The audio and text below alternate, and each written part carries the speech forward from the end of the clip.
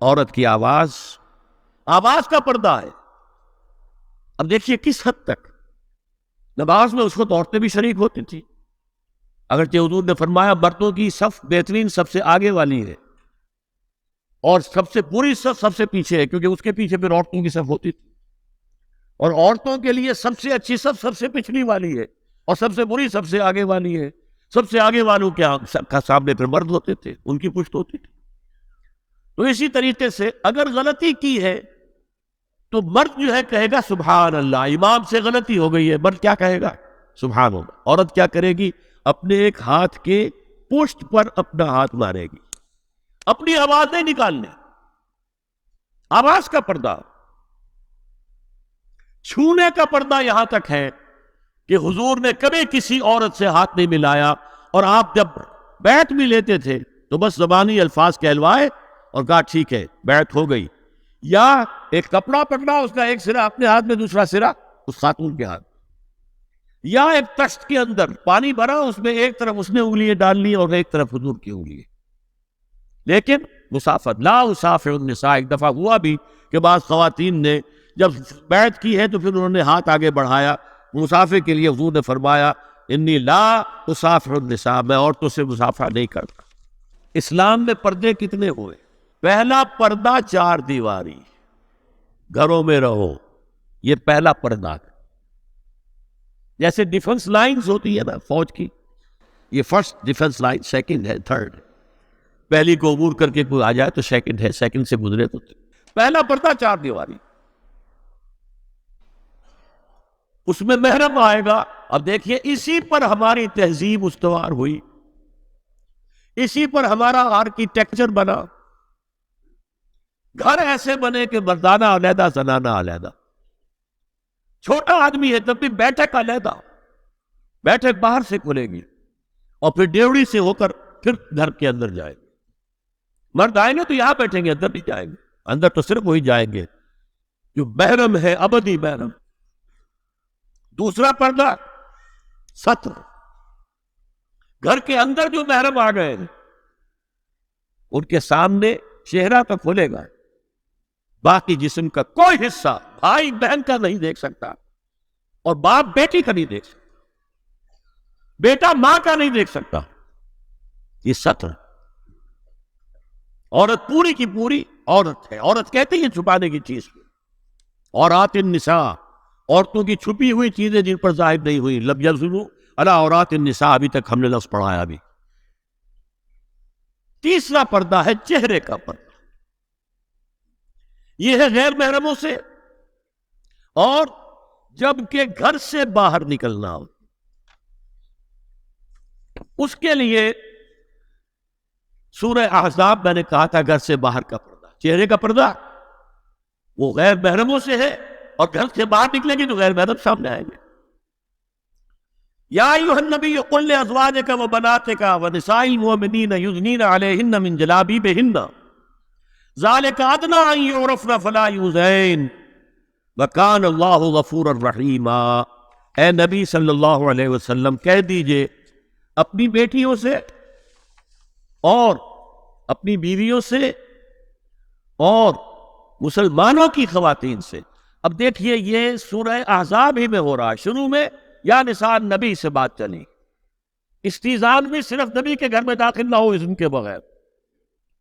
آگے چل کر سورہ احزاب ہی میں عام بھی کر دیا، قل لازواجک وبناتک ونساء المؤمنین، کہہ دیجئے اپنی بیویوں سے، اپنی بیٹیوں سے اور اہل ایمان کی خواتین سے، یدنین علیہن من جلابیبہن، کہ وہ اپنے چہروں کے اوپر اپنی جلباب کو لٹکا لیا کرے، چہرہ چھپ جائے. اب اس کی تفسیر میں چاہتا ہوں کہ آپ کو جو مختلف مفسرین نے کی ہے وہ آپ کے سامنے میں رکھوں. حضرت عبداللہ ابن عباس نے اس آیت کی جو وضاحت فرمائی ہے اسے حافظ ابن کثیر نے اپنی تفسیر میں اس طرح نقل کیا ہے. اللہ نے مسلمان عورتوں کو حکم دیا ہے کہ جب وہ کسی کام کے لیے گھروں سے نکلے تو اپنی چادروں کے پلو اوپر سے ڈال کر اپنا منہ چھپا لے اور صرف ایک آنکھ کھلی رکھے. دونوں آنکھیں بھی غلط ہیں. ہمارے ہاں برقع کیوں بنا تھا؟ دیکھیے چادر میں عورت لپٹی ہوگی، اس کا ہاتھ جو ہے اس چادر کو سنبھالنے میں آکوپائی ہو جائے گا۔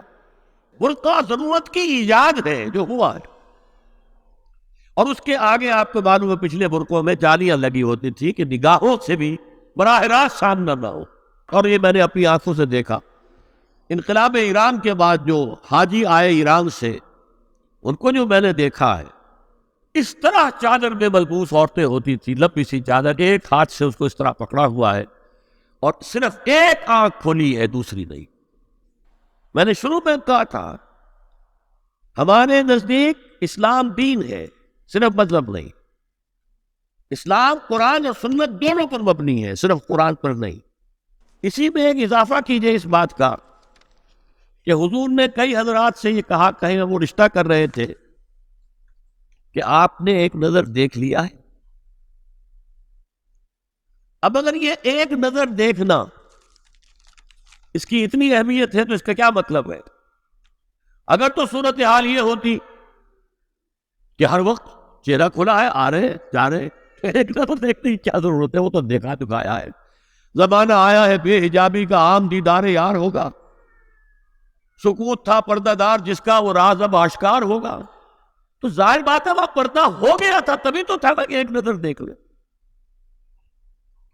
آپ نے پوچھا ایک صحابی سے کہ رشتہ کہاں کیا؟ وہاں کیا ہے۔ تم نے ایک نظر دیکھ لیا ہے؟ اس خاندان کی آنکھوں میں کچھ نقص ہوتا ہے، دیکھ، بس ایک نظر دیکھنا، اس کی اجازت۔ تو یہ اجازت ہونا اس کا خود ثبوت ہے کہ عام حالات میں عورت جو ہے وہ دکھائی نہیں دیتی تھی، بلکہ وہ پردے میں رہتی تھی۔ مسلمان جدید تعلیم یافتہ دانشوروں کی منافقت، وہ کہتے ہیں یہ پردہ وردہ سب مولویوں کی ایجاد ہے۔ کبھی کہہ دیتے ہیں یہ تو ہندوستان میں راجپوتوں کا پردہ ہوتا تھا، تو مسلمانوں نے یہاں یہ پردہ ایجاد کر لیا۔ میں نے دیکھا ہے عرب کی بدو خواتین کو مکے سے مدینے جاتے ہوئے نظر آتی ہیں۔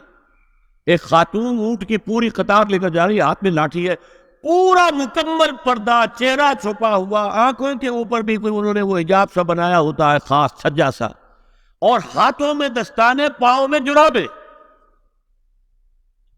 یہ کون سے راجپوتوں کا پردہ سعودی و عرب کی جو ہے ریگستانوں میں پہنچ گیا؟ بدو جب آتے ہیں اپنی عورتوں کو اسی حال میں لے کر آتے ہیں، اور ان کا یہ ہے کہ وہ احرام کا معاملہ بھی یہ ہے کہ یہاں چھجا بنا کر آگے چادر لٹکا لیتے ہیں، صرف چہرے سے مس نہ کرے بس۔ اور وہ پھر اپنی خواتین کو جب طواف کراتے ہیں تو ان کے گرد گھیرا ڈال لیتے ہیں، ہاتھ سے ہاتھ پکڑ کر، تاکہ کسی اور کے ساتھ ان کا نہ کندھا لگے اور نہ کوئی اور جسم کا حصہ بس۔ یہ پردہ وہاں کہاں سے آ گیا؟ سر سید کا واقعہ تو میں آپ کو بتا چکا ہوں۔ اب ذرا علامہ اقبال، میں منافقت اس لیے کہہ رہا ہوں کہ ایک طرف ہمارا جدید دانشور طبقہ، مولوی ملاٹے، دیوبندی ہو، فلاں ہو، یہ ہو، وہ ہو، یہ دقیانوسی ہے، اصل میں تو سر سید احمد خان، اور پھر علامہ اقبال۔ علامہ اقبال کا حال کیا ہے وہ سن لیجیے آپ۔